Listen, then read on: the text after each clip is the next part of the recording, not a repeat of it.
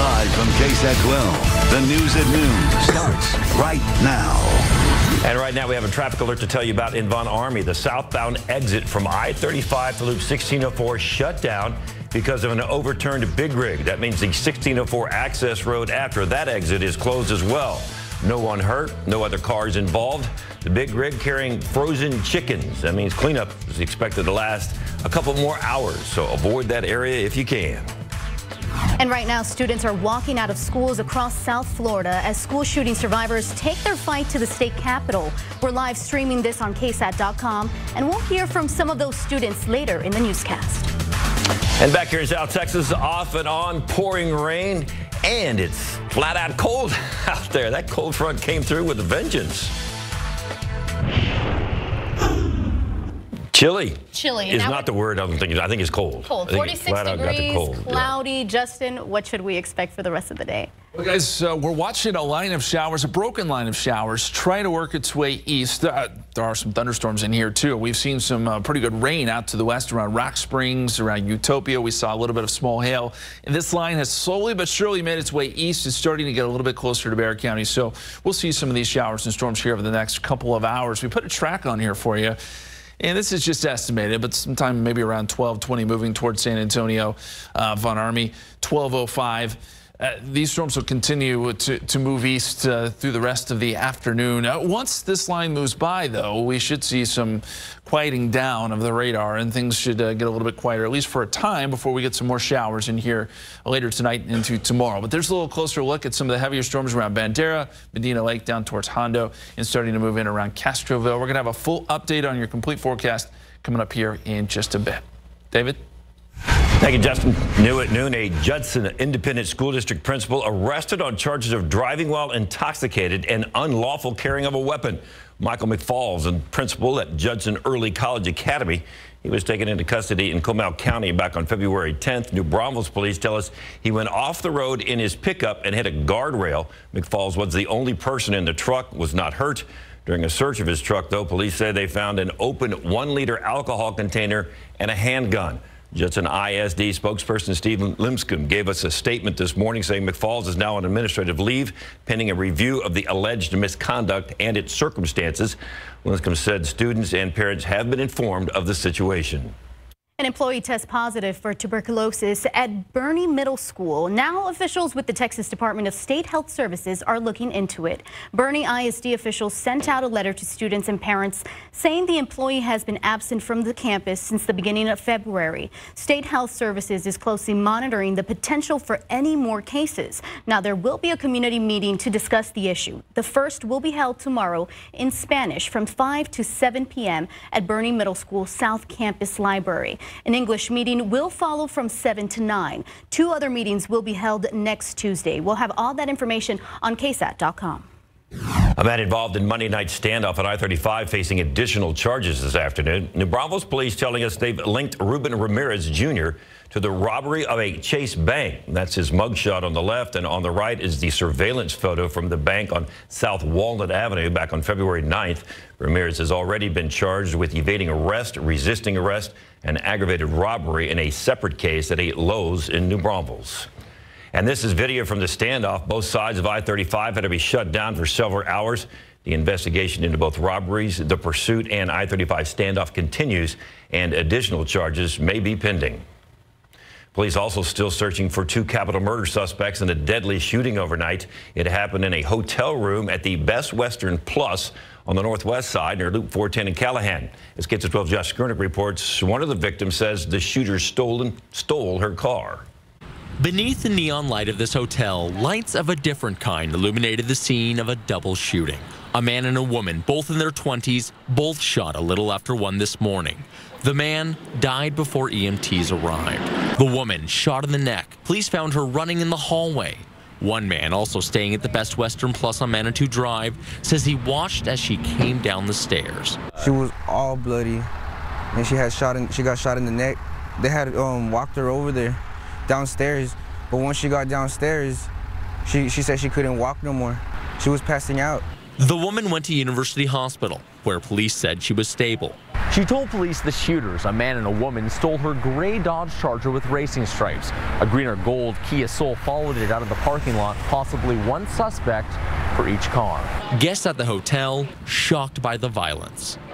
Yeah, we were in the lobby and we heard the lady screaming on the phone asking for help. I didn't think something like that would happen out in the open out here. Thought somebody had just dropped something. There's no word on a motive. Josh Skurnick, KSAT 12 News. San Antonio police need your help to find a missing man. They say George Rodeo Jr. is under a doctor's care and requires medication. He's 47 years old, 5'8" and about 170 pounds. He was last seen back on January 19th in the 2400 block of Christian Drive. Police say he was wearing a gray shirt, blue jeans, and black tennis shoes. They tell us he has a bow-legged walk, blinks his eyes rapidly, and twitches. If you see him, call the police department's missing persons unit at 210-207-7660. A potential landmark voting case was filed this morning in federal court by the nation's largest Latino organization, LULAC. The League of Latin American Citizens is challenging one aspect of the Electoral College that ultimately decides presidential elections. Jesse DeOllada was there when it was filed in Texas and 3 other states. Well, the lawsuits began actually as a project by a group of constitutional law professors at Harvard, who then contacted attorney Luis Vera Jr. of San Antonio because of his expertise in voting rights. File! Yippee! There it is. You see it? When I push that button, the whole course of history, how we elect the President of the United States, is going to change. It may not change with this case, but it's going to change, hopefully before I die.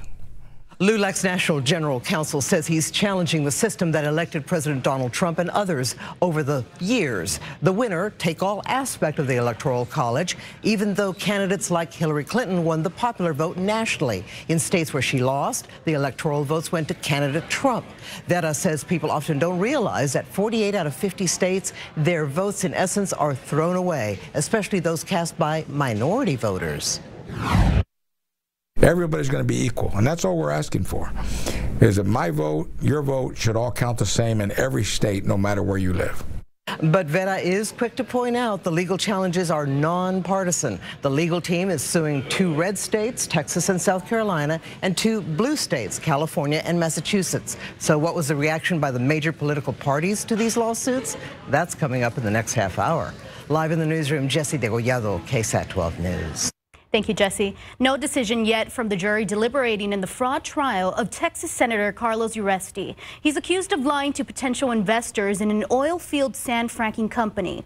The government alleges that the company, Four Winds Logistics, was not a legitimate company. They claim it was a Ponzi scheme that investors out of millions of dollars. Uresti was Four Winds legal counsel and solicited investors. He and co-defendant Gary Kane, who was a Four Winds consultant, are facing a combined 20 federal charges.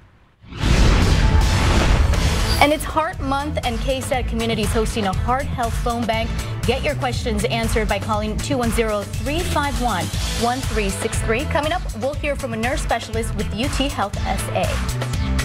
And some fantastic high school basketball playoff action from last night. We've got the highlights coming up later in sports. And he passed away this morning at the age of 99. Up next, we take a look back at the life of America's pastor, Billy Graham. And stay tuned for this afternoon's Texas lottery drawings. We'll have the numbers for you after they are drawn later on in the newscast. You are watching KSAT 12 News at noon.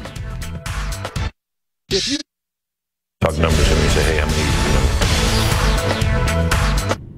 He was America's pastor. We're sad to report today that Billy Graham has passed away. He died this morning suffering from cancer, pneumonia, and other medical problems. He was 99 years old.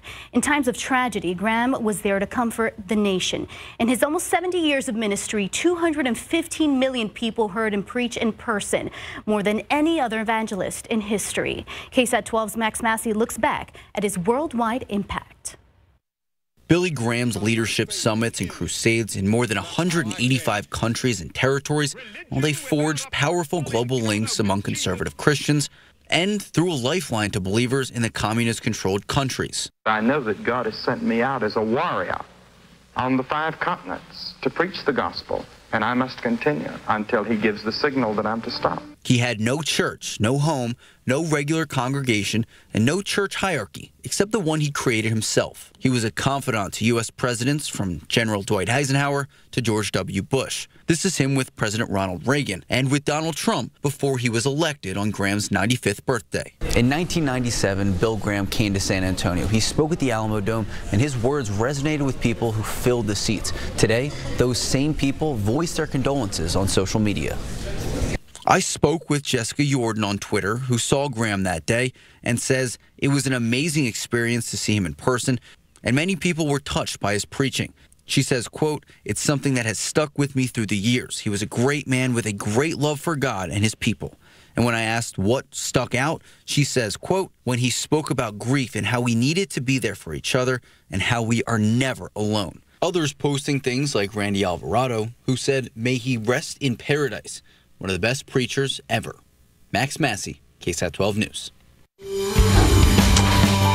It's Heart Month, and KSAT Community is hosting a heart health phone bank. The number to call at the bottom of your screen, 210-351-1363. The month is a call to action with health officials spreading the word about strategies to prevent heart disease and encouraging people to live heart-healthy lives. One of those health experts is with us right now, Sonja Brune, a nurse specialist with UT Health SA. The phones are ringing, and that's good because we want a lot of questions. Give us a bit of some of those numbers that we've been talking about, why people need to be concerned.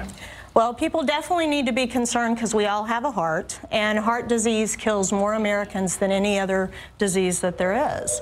And so we need to be aware that while it kills more Americans, it's also preventable. So 80% of all heart disease and strokes can be prevented with just modifying our risk factors. And one of the concerns is not only affects men, but it affects women as much as it does men these days. Absolutely, and we do historically think of it as a man's disease, but it definitely is a woman's disease, and it kills more women than any other disease there is as well. So we need to pay attention to risk factors. And you're going to be around a while, so we'll be talking with Sonja the next half hour again right now. Call with your questions. All these volunteers are ready to answer those questions. That number again, 210-351-1363. Thank you, Sonja. We'll be back next half hour.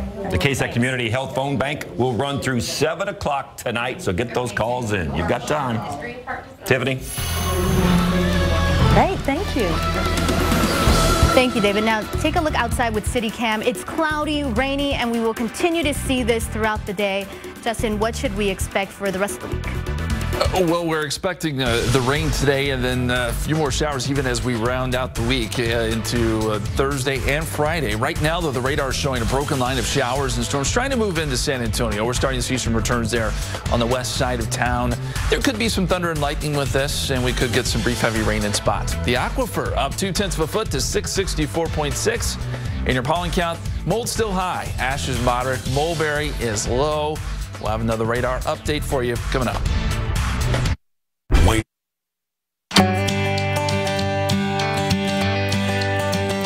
From delicious fried Oreos to a fun-filled carnival, the San Antonio Stock Show and Rodeo is an event that millions of visitors look forward to every year. It all started in 1949 when the Youth Livestock Show needed funding. A man by the name of Joe Freeman rallied the city to pass a bond to build the city's first large-scale rodeo venue. That building, which would bear Freeman's name, opened its doors on February 17, 1950, and almost immediately it had a huge turnout. Through the years, the 2.5-week-long event has exploded, spreading into the AT&T Center and the newly expanded and refurbished Expo Hall and Cow and Horse Barns. Professional cowboys and cowgirls have voted this the large indoor rodeo of the year, the highest honor in the sport of rodeo, for 13 years now. From youth horse shows to junior livestock competitions, the San Antonio Stock Show and Rodeo has committed more than $168 million to scholarships, grants, endowments, and so much more.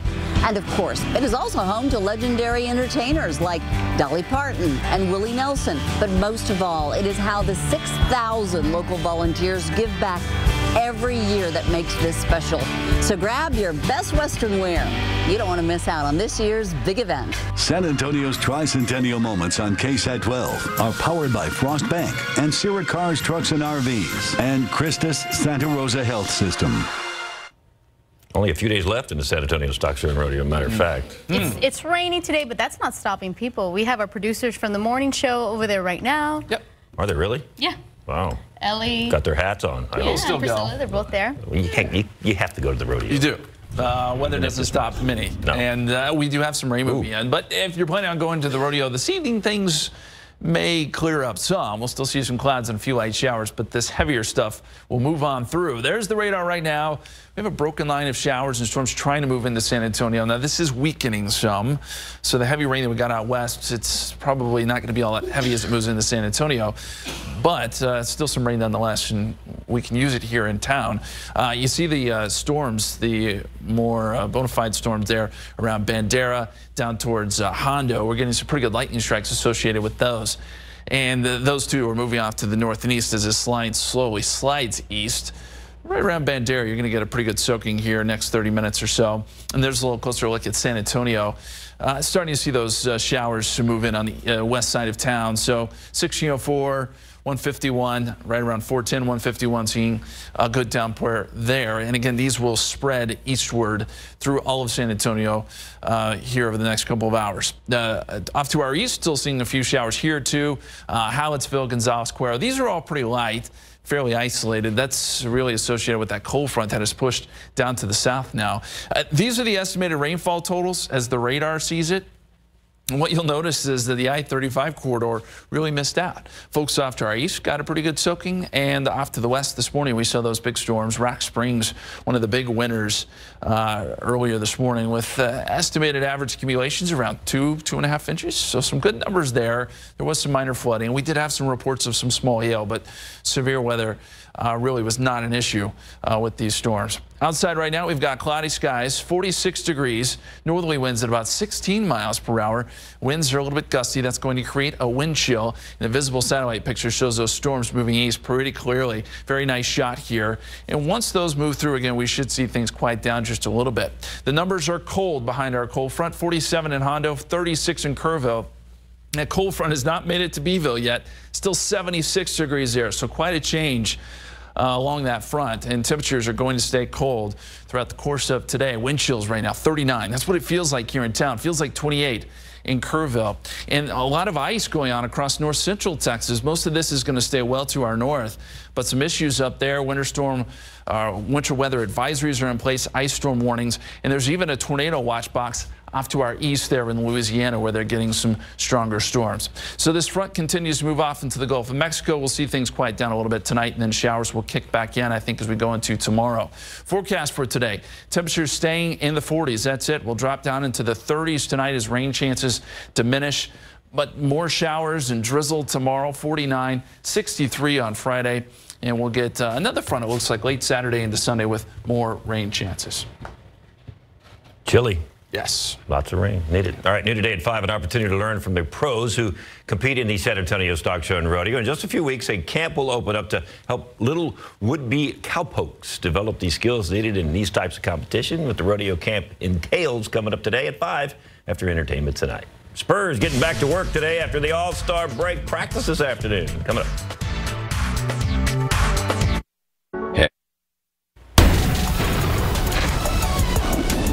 After a nice all-star break, San Antonio Spurs get back. This is an injustice to our country because not only of the lives lost, but also in the loss of confidence in our government. We lose confidence in our government because we are told that nothing can be done. New at noon, the students who survived last week's Florida school shooting at Florida State Capitol to demand action. Students speaking out on the need for stricter gun laws.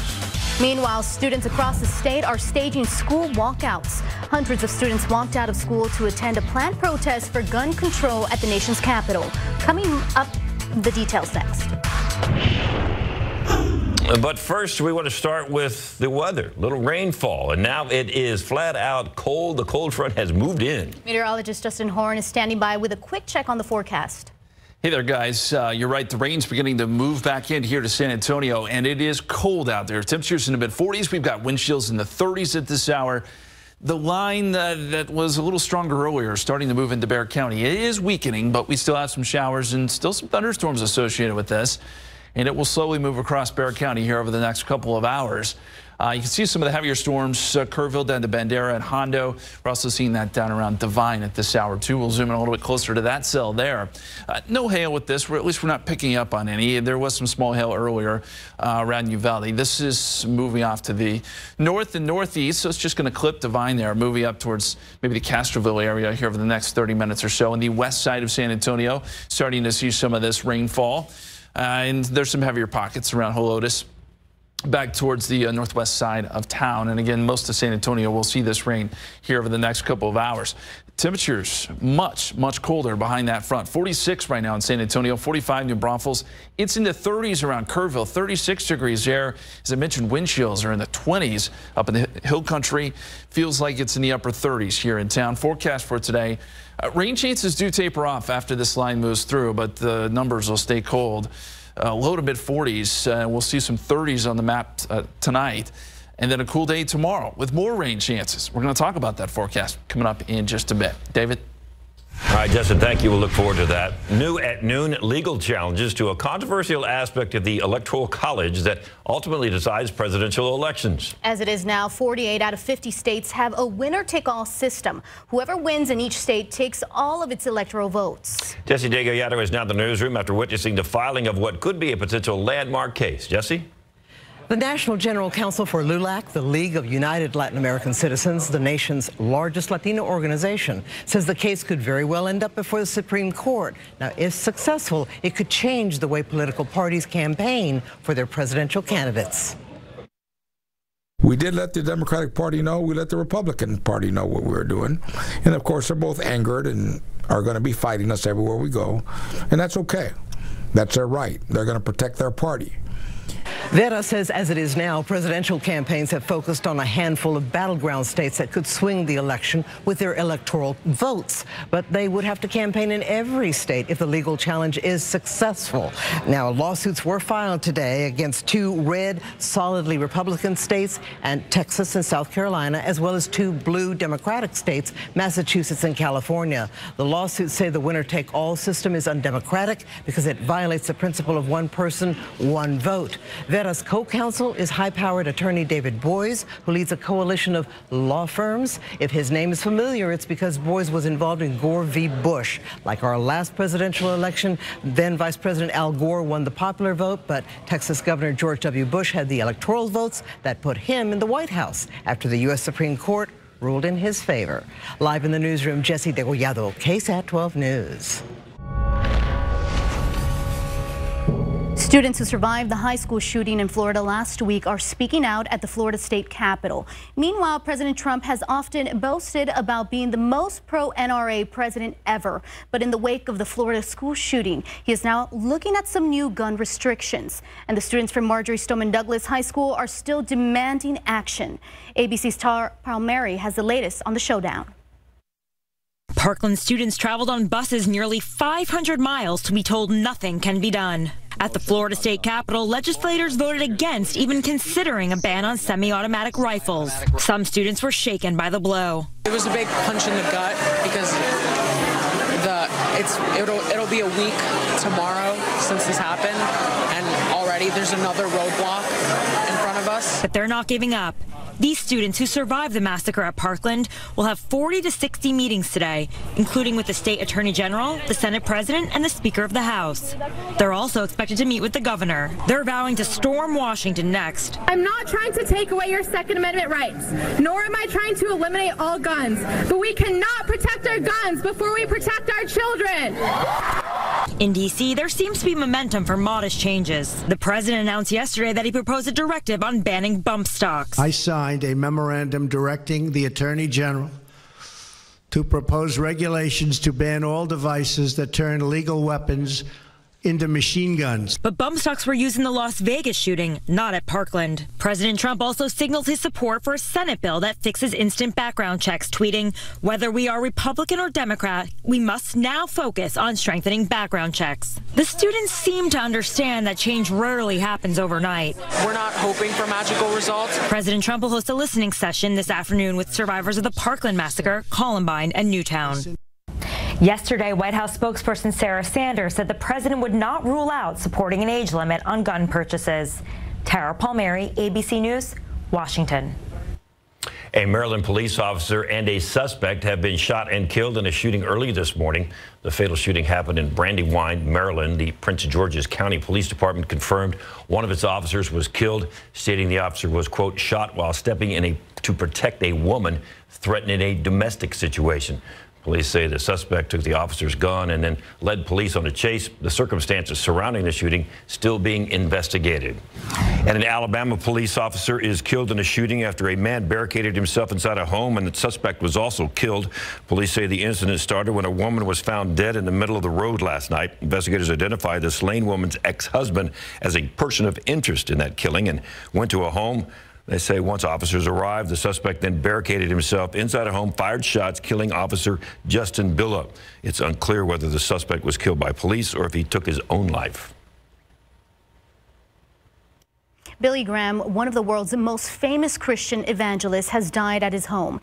He was known as a friend to presidents. He met with every American president, starting with Harry Truman all the way to Barack Obama.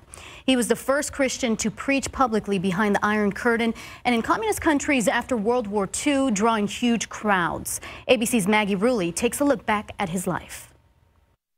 There are thousands of you that God has been speaking to. For more than half a century, Billy Graham brought the word of God to millions, and his message was clear. Choose Jesus Christ as your Lord and Master and Savior. He preached the gospel to more than 100 million people in 85 countries on every continent.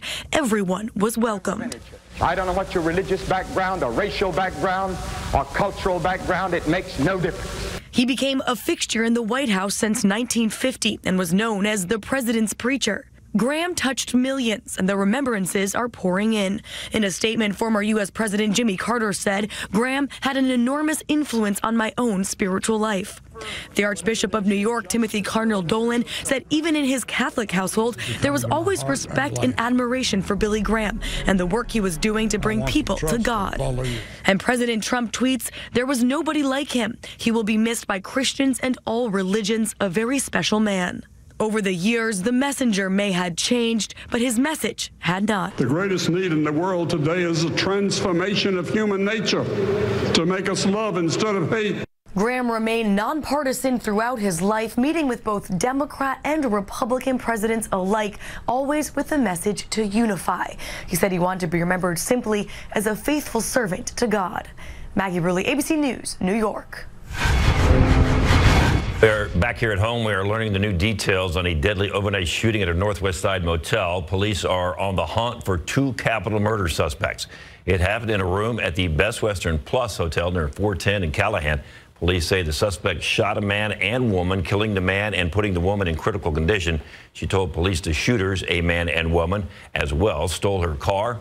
Afterwards, one man also staying at the hotel says he watched as she came down the stairs. She was all bloody, and she got shot in the neck. They had walked her over there downstairs, but once she got downstairs, she said she couldn't walk no more. She was passing out. Police believe the suspects split up, and one of them also driving off in a green or gold Kia Soul. No word on a motive. A woman suspected of stealing from a bakery has been arrested. 36-year-old Rosalba Castanuela is accused of walking into Guerrero's Bakery on the 500 block of North General McMullen back on February 6th. Police say a woman later identified as her threatened an employee with a gun and demanded money from the register. Investigators were able to locate her the next day. She had active warrants for her arrest. She's charged with aggravated robbery. Coming up on the news at noon, it's been a question on the minds of many. Why the sudden breakup between Jennifer Aniston and her husband, Justin Theroux. The latest on what's being revealed about the split. And the Houston Texans have finally made it official. They are now down a linebacker. But first, a look at your winning lottery numbers. You're watching KSAT 12 News at noon.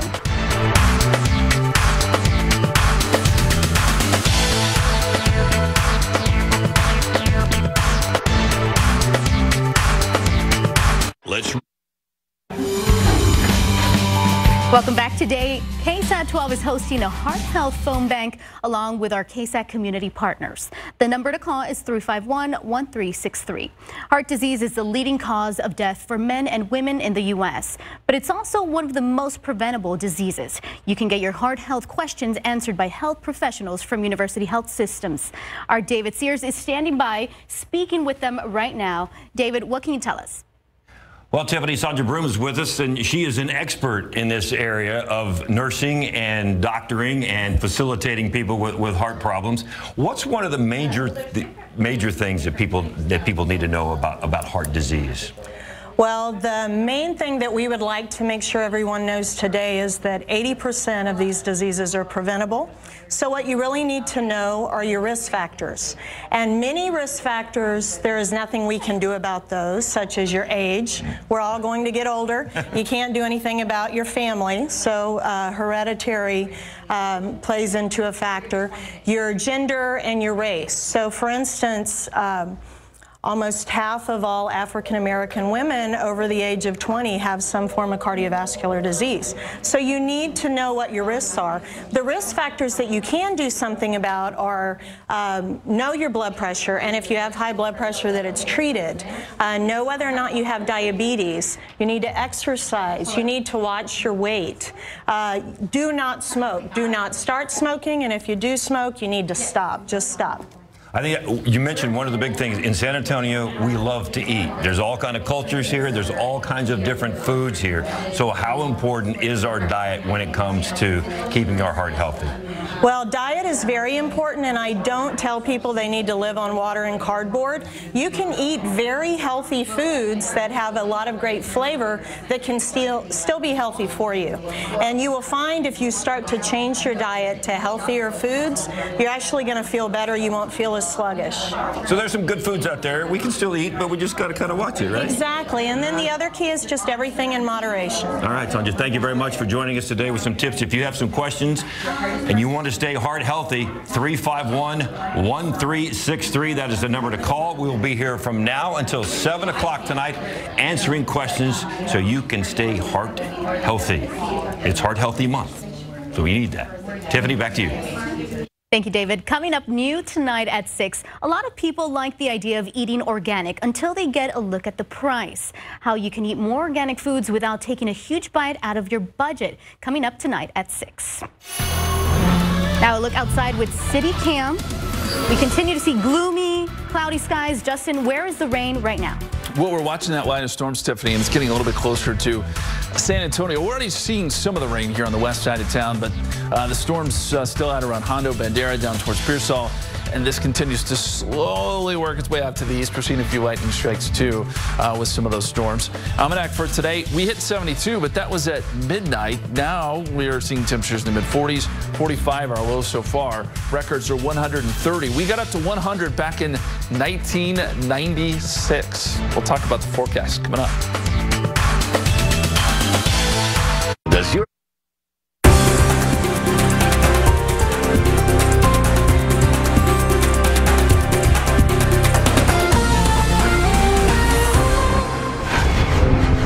In the spotlight, new details are emerging about what may have led to Jennifer Aniston and Justin Theroux's breakup. People magazine reporting the couple lives and personalities may have taken a toll on their marriage. Aniston mostly in Los Angeles, Theroux away in New York. Sources telling People magazine Theroux always acted more like a single guy and sometimes had very little contact with Aniston. People magazine saying early in their relationship, the two wanted to start a family.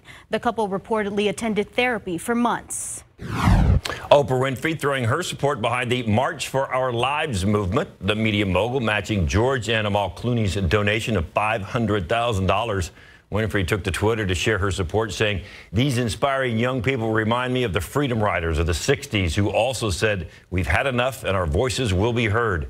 The March for Our Lives event is March 24th, being organized by students who survived the deadly shooting at Marjorie Stoneman Douglas High School in Parkland, Florida.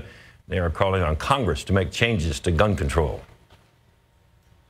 A little wet out there. That's some rain, but is it enough to break the drought? That's my question. I don't think this is a drought buster, but this is going to help a lot. We've had some good soaking rains, at least in spots across South Texas, and this is helpful because we've had basically just drizzle and mist for most of the winter. And oh, by the way, the temperature dropped like 30 degrees and like nothing. This front meant business, and we saw that temperature go from the 70s down into the 40s, and that's where we sit right now.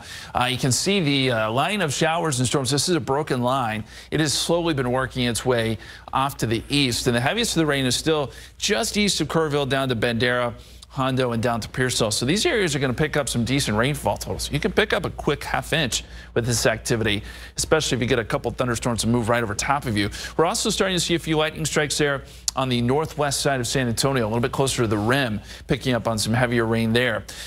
Also, I want to show you off to the north. Temperatures are actually cold enough where there has been some freezing rain and sleet. Now, this is well north of our viewing area, but north of Fredericksburg, if you're traveling north into the northern parts of the hill country, you will find some wintry weather there. We don't think that that'll be an issue for our area, but just something to keep in mind.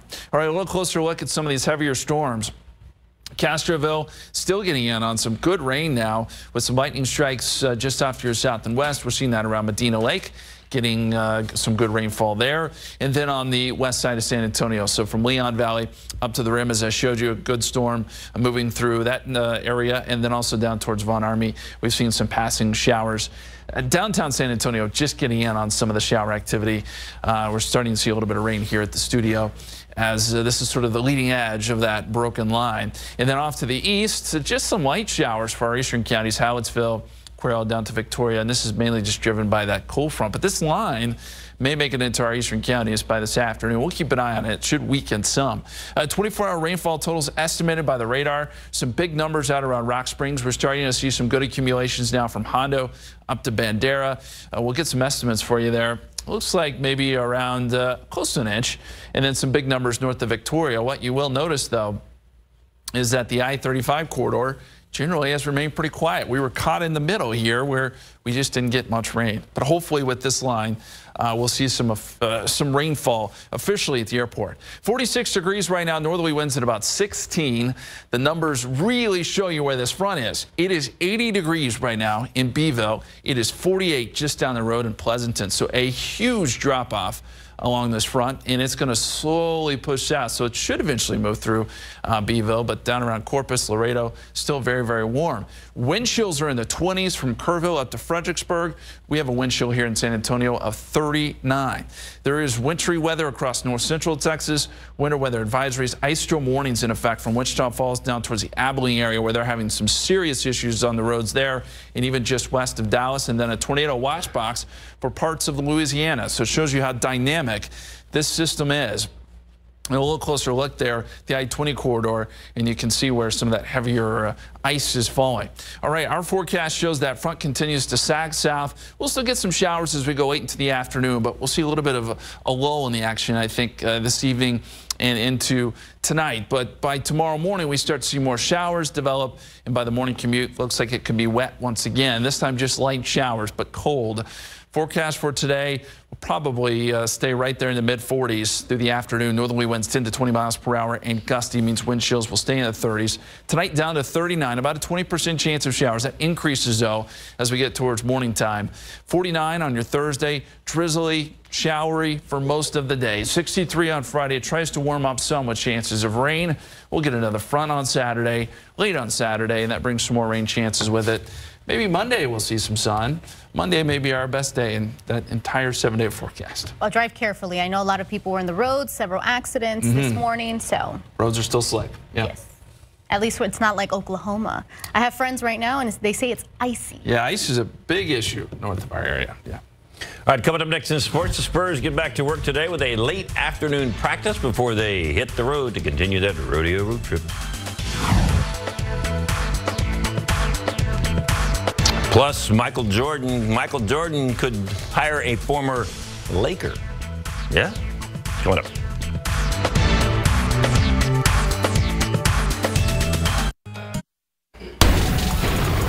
Hey, this is going to be one of the most anticipated practices in recent Spurs history because we would like, and don't forget, bullfighting and extreme bulls on Saturday at 1. So okay. Mark your calendar if you like bull. Let's head on over to SA Live. They're always having a lot of fun. Yeah, a lot of fun and a lot of food today. You see these goodies. Yes, take a look at this right in front of us. Look at the size of this apple strudel. Mike, That is more, it's about 2 feet long. Right? Oh my goodness. That recipe has been perfected over 150 years. And we are going to take you inside the bakery where they make it happen. The aroma coming off that and all these little goodies here. And speaking of goodies, oh my goodness gracious. Look at these babies. This recipe is also a century old. And it's got three porks in it. 3 porks in it. So we are going to tell you where you can get this burger packed with historic taste. So we've got the meal, we've got the dessert, we've got breakfast, and we're talking technology. Look at that. Look at him fly like that. Oh, my goodness gracious. Look at that guy run. Yeah, anyway, wow, this is a mechanical tackling. You're so fast, Mike. God bless you, Ted. I owe you money for speeding up that video. It's a mechanical tackling dummy to make things safer there on the football field. And how about going to the rodeo? Because we got rodeo camp right now. Ready? I got him. That's coming up. There's a And once again, we are hosting a heart health phone bank today, along with our KSAT community partners. Heart disease, the leading cause of death for men and women in the U.S. But it's also one of the most preventable diseases. You can get your heart health questions answered by health professionals from University Health Systems. The number to call is 210-351-1363. And slowly but surely, our line of showers and storms is starting to move into Bexar County. Once this line moves through, we'll see things quiet down for a little bit, but more showers on the way tomorrow. And I'll warn you, it'll be cold through this evening. Temperatures hanging right there in the low 40s. We'll see wind chills in the 30s throughout the remainder of the evening, and another chilly day coming up tomorrow with rain chances through much of the day. So that won't be changing anytime soon. No, we will see some warmer temperatures by the weekend, so there's that. All right, we're going to head back downtown. Mike